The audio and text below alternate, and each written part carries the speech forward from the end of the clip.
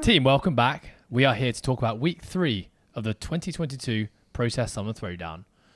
Week 3, we are about to present to you workouts 5 and 6. Al, take it away. This is week number 3, workouts number 5 and 6, just like Ed said, and it is called the Chief's Brother. Now, in the live category, this is going to be 3 3-minute AMRAPs of 3 hang cleans, 9 air squats, and a relatively new movement, 18 lateral line jumps. You're going to rest 1 minute in between each AMRAP, and you're going to complete that 3 times for a total. Your rep count is going to be the total amount of reps completed within the 3-minute intervals. There is a part 2. The second part, at the 12-minute mark, you are going to build to a 1 rep max clean from the floor. You're going to have a total of 6 minutes to do that. So the whole workout is on an 18-minute running clock. For our perform, compete, and elite category, it is the same workout, but rather than the hang cleans, we are doing the hang snatch. Again, the loads we'll explain in a little bit. So the process will be 3 hang snatches, 9 air squats, and 18 double unders for the perform, compete, and elite category. We'll then take a mandatory 1-minute rest, and at the 12-minute mark, we'll build to a 1 rep max snatch within a 6-minute time frame. For the live category, the weights are going to be 95 and 65 pounds or 43 and 29 kilograms. For perform, 95 and 65 or 43 and 29. For our compete crew is going to be 105, 75 or 48 and 34. And for our elite boys and girls, it's going to be 115 and 80 pounds or 52 and 36 for the final bit. Lovely stuff. So to summarize, workout 5 is going to be the total reps accumulated across your 3-minute AMRAPs. And part 2, or workout 6, is going to be the heaviest load that you lift. For live, that's a 1 rep max clean. For perform, compete, and elite, a 1 rep max snatch. Now, like we've been doing for all of our other workouts, Al, we're now going to go to the floor and we're going to watch Ant take on this workout. Poor old Ant. For some context, I mean, to be honest, he never really resists when we That's ask him true. to do this kind He of stuff. loves working out. This is Ant. When he did this video, he was actually in Madison, Wisconsin, or maybe he was in Chicago, actually, touring for the CrossFit Games as he coaches Lee. So we're about to watch Ant take on the elite version of workouts 5 and workout 6. We've got a 10-second countdown on this clock. So Al, I guess my first question to you is, when you're doing this workout and you're thinking about the first 3-minute AMRAPs, what are you thinking about? Well, I think when you're looking at the first pieces, understanding that there is a second piece, so trying to limit the amount of kind of grip work or grip fatigue that's going to be going into this, because you don't want to be spending the next part of the 1 rep max then going in spending time shaking out your forearms or anything like that. So I think the first thing is understanding what pace you can hold for all 3 of the workouts. That isn't going to affect your maximal lift at the end. That's a really good point. And this is a format of workout that we see in the sport all the time. We'd kind of class this as a fatigue-based strength test. Now, it's not necessarily a strength test. What we saw in workouts 3 and 4 was you saw a back squat 3 rep max. That would be, or a 5 rep max for live. That would be an absolute strength test. Now, what we're looking at here is a classification for this would be strength speed. So basically, you're lifting a moderate to heavy load as fast as you can. So it's testing a different element or a different facet of strength. But of course, the fatigue-based part means that the athlete is going to be breathing hard. They're going to have some muscle endurance, some like local fatigue. And when we think about the movements that we're seeing in the first part of this workout, part 5, similar movements that you're going to need for that max clean and max snatch. So we're seeing now he's moving through his hang power snatches. Now the hang snatch versus a snatch from the floor is going to tax the grip a lot more.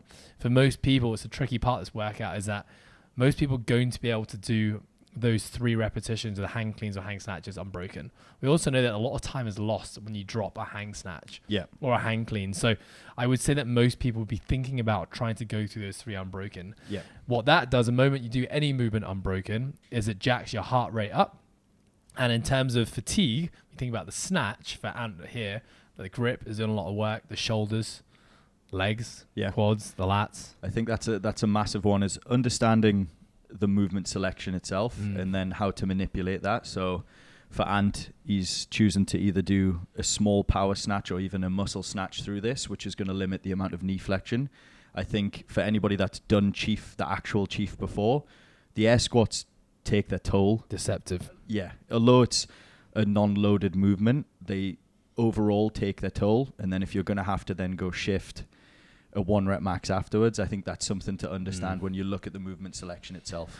So what you're talking about there is actually like, are the movements complementary to one another or are they non-complementary? So when we say complementary, it means if we had 3 movements that all tax different muscle groups in these 3-minute AMRAPs, then that would allow us to kind of hold a bit of a higher pace because you're not getting interference. Yeah. But actually, when you look at the movements, you've got a hang snatch, which is really like the legs are doing the majority of the work. It's a jumping movement. Yep. Into an air squat. An air squat is kind of extension of the jump. Into a double under, which is the jump. So I think a lot of people are going to feel a lot of legs here. Yeah. Now, of course, there's going to be other things like shoulders and grip, depending on your proficiency and how heavy that load is for you relative to your 1 rep max. Ant's just finished up his first 3-minute interval here. But one thing you'll see Ant doing here is he's doing the high hang bounce in his power snatch. Now, this is a variation that folks can use in the clean and the snatch. What would you say the advantages of using the high hang bounce are? Well, it's a faster cycle time. So for sure, you'll be able to move the barbell a little bit quicker. But it obviously has its downsides, especially if you're not as proficient at cycling a barbell. I think sometimes for the majority of people, there's more energy expended doing this with trying to decelerate the barbell versus going into, let's say, a slide and drag style of lift. I think anything where there's a faster cycle speed is going to mean that the metabolic cost is high, which means your heart rate is going to be higher because you're doing the movement faster. So there's always a pro and a con. The pro is that you get more reps done in a short amount of time. The con is that at the expense of potentially breathing harder and a higher heart rate. Yeah, and I think when you look at the workout, even for the cleans and the snatches, there's only 3. So the slowing down and doing a slower style of barbell cycling in order to be able to move quicker on 9 air squats and 18 double unders, I think for most people will have a better carryover than trying to go quick on something like 3 hang snatches because the time frame isn't too long. Yes. I think in terms of the setup of the station here, you'll notice that Ant has his station set up really nice and close. So he's able to perform his air squats, go straight into his double under. You'll see his rope is actually laid either side of him. He's jumping straight into his first double under. He's then going to place his rope down and he's literally got 1 to 2 steps and he's into the barbell. So unlike the crosser open where there is a floor plan that folks must stick to, what we're saying to our people is that you can lay your floor out any way you want. Yeah. But in a workout like this, you really want to be thinking about these transitions, that you really want to be thinking about your setup so that you can transition seamlessly and easily and there's no time wasted between your movements. Now, there is sometimes a disadvantage to that because you can just get caught up and moving really, really fast because some people like to have distance between their stations to actually force them to rest a little bit.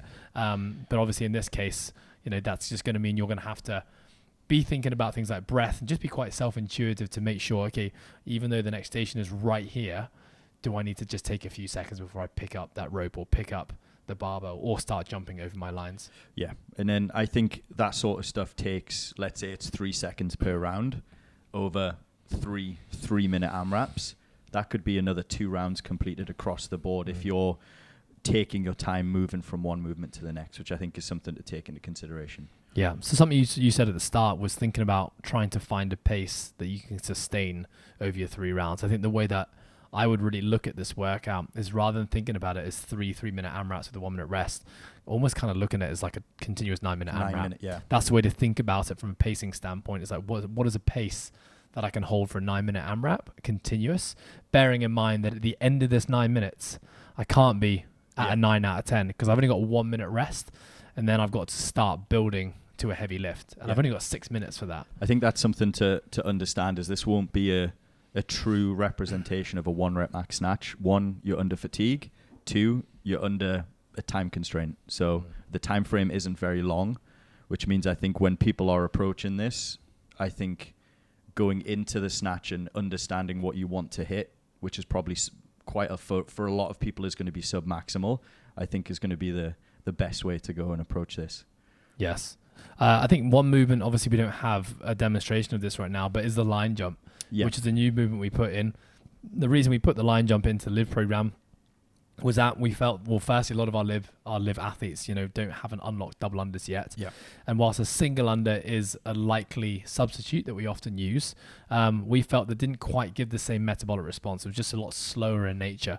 So the line jump allows people to still move quite fast and keep the output high in this workout, which is kind of what we're looking for. It's also a lower skill movement, which allows anyone to kind of just do. And execute. Now, obviously, it's a movement that you need to have played with a little bit if you haven't done it, just to make sure both feet are actually crossing over line and you're kind of working out a smooth bounding pattern that doesn't take too much thought, and making sure you're not missing that line or stepping a foot on top of that line. I think the beauty of that is we've done quite a lot of line drills on a Tuesday, so I think people will have had some degree of exposure to lateral jumps and that sort of stuff. So I think it is fitting for now this to be put in a testing protocol, which is cool. So something, that we would, whilst we've been talking about pacing this whole time and saying, we want people to have a sustainable pace that kind of holds throughout the 9 minutes, it is actually probably worth saying that for a lot of people, we may actually pull back a bit in that final 3 minutes. Yeah. So just because thinking about what's about to come up next, which is a max lift, and you only have a 1 minute transition and you've only got 6 minutes, it's pretty short, is that you may actually slow down a little bit on that last one. Of course, if you've actually maybe been conservative in the first two and you're feeling like in that third piece, I've actually got a lot left and I'm feeling good, you could still potentially push it, but just keep in mind the fact that you don't have long and you've got to transition into that next movement. Yeah, I think that's quite an interesting way to approach this, is to think about potentially pushing a little bit harder in the first and second to then taper off towards the end to then be able to express, especially if you can express a heavy clean or a heavy snatch. Take that third one, especially the last kind of minute and a half, is almost a taper. So you have a little bit, you're still hitting whatever you've decided is your minimum rounds for the 3 minutes, but you're just starting to slow down the cadence of the movements. I think would be a really good way to hit this workout. I agree. Something to think about for Perform, Compete, and Elite is double unders. It's one of those movements, there's not a whole amount of reps in this workout. Most people will be looking to probably go unbroken or maybe just with one break. But do know that if you are tripping up, that's a lot of considerable time lost in a workout. If you think about the time, and Ant had a couple of trips in the first 3 minute interval, but every time you trip, you've got a second or two just trying to get the rope back into the right position before you start again. Now, if you trip 3 times, that's 12 seconds of a 3 minutes gone where you're accumulating no repetitions, and it's not because of fatigue. It's just that you're just making mistakes. So focus, and being really focused on executing your reps is super important. Yeah, and I think the thing with double unders is to stop before you have to stop, so that you're staying in control. They're one of those movements where 10 more reps can really put you in a bit of a hole. So I think if you're looking at those 18 double unders, knowing that that's probably going to be challenging for you, be conservative with the rep scheme when you're going through it. Yeah, I mean, Ant's moving super smooth through here. Kind of expected him to do that. He hasn't really had any breakdown in movement. I would say that the air squat is just one of those movements you have to be really careful with when they're programming a competition.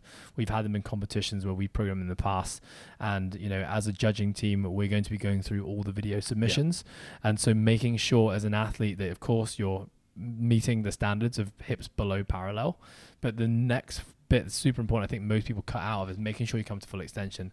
And I think watching Ant's reps here, he's kind of riding the line quite fine here. We want to make sure that make sure you're convincing us as a judging panel that you are coming to full extension. One last thing I'm going to say is that the format of this workout, for anyone who's done Chief, is that at the end of each 3 minutes, when you start the next 3 minute interval, you're starting from where you left off. Yeah.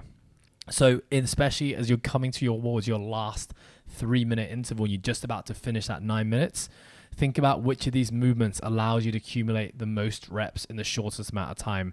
That is going to be the line jumps, and that's going to be the double unders. So really, if you're in a round, you want to try to get back to that movement as quick as you possibly can. If you've got 10 seconds, you could potentially rack up, 12, 15, maybe even 20 double unders if you can do them fast. And that will make a big contribution to your score. And I think that's just something to think about with each of your workout windows, is if you're getting towards the end of that 3 minutes and you're getting towards the line jumps or double unders, try and get those in. I know potentially that could screw up your pacing plan a little bit, but it just allows you to get a lot more reps. Just an easy way to accumulate reps quite quickly. Exactly. Okay, so he's just finished, and he's just finished his 3 sets of 3 minutes. He's got a 1 minute interval. Now, remember, in this 1 minute, so Ant's got 15 more seconds, you can preload the barbell. as always, make sure you read the standards. What Ant's doing here is declaring his loads, what he's about to lift. You're going to need to do that. Say what loads you are lifting.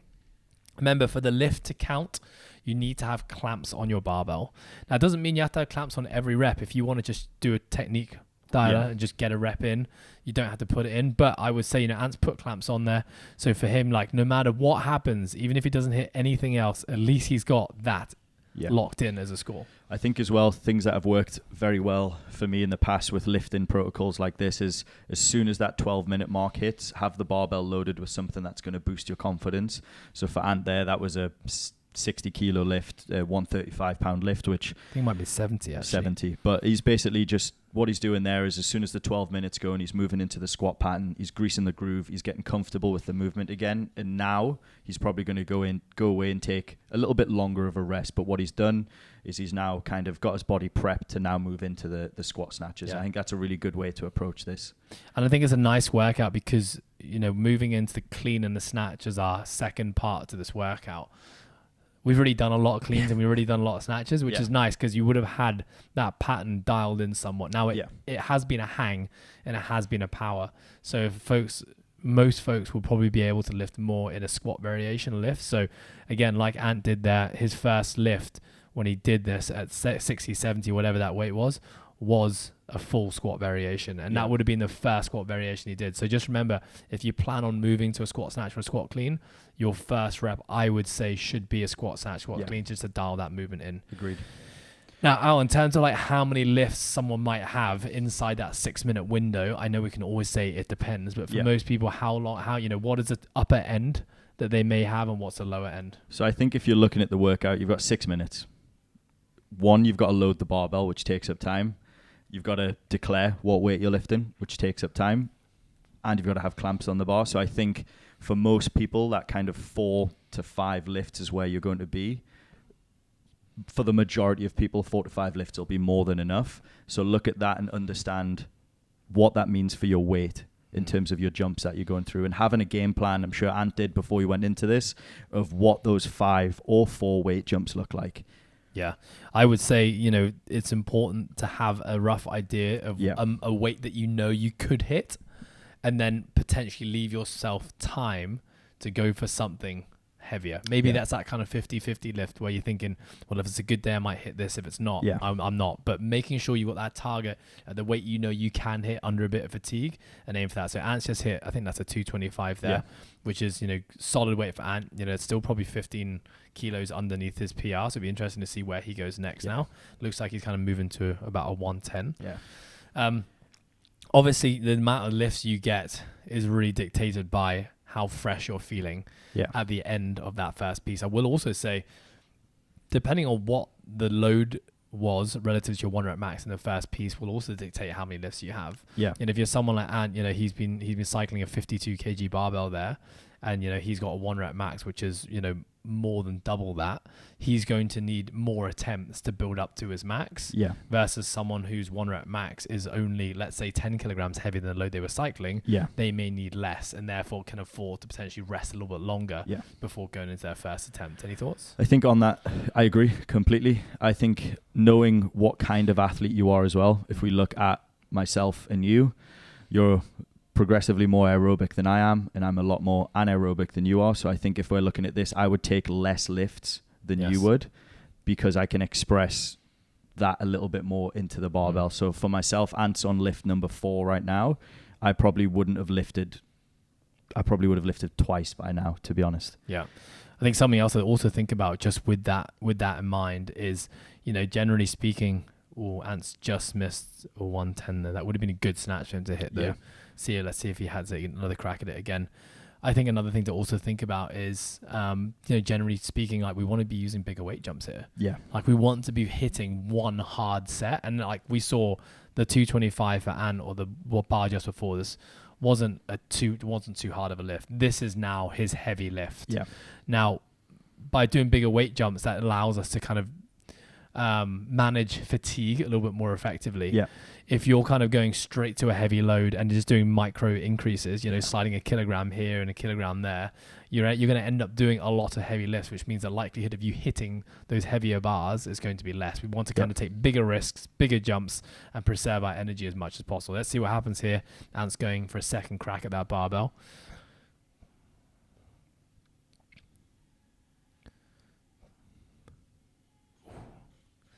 You could just see he's getting pulled slightly out of position just as he moved off the floor. I think this is now, so this will be where a lot of people are. I think a lot of people will get to that weight that they want to hit, potentially miss it.